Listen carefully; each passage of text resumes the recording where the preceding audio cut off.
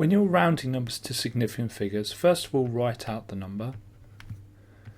And with significant figures you want to draw a line after the second number.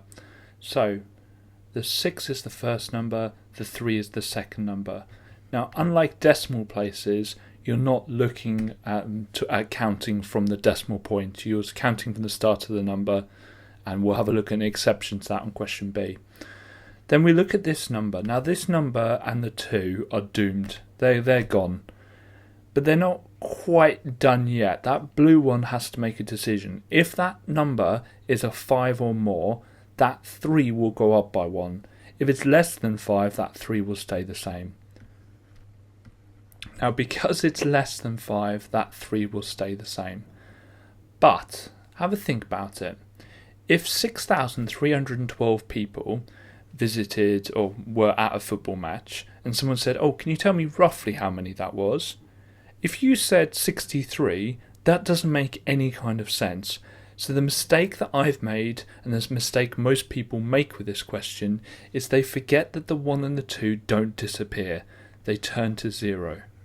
So the answer is 6,300.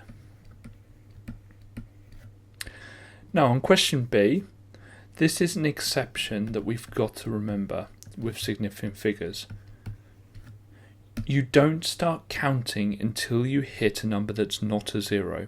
So the first number is 5 and the second one is 2. So the line will go here. Then let's have a look at our decider number where it's 1 again, so it's less than 5.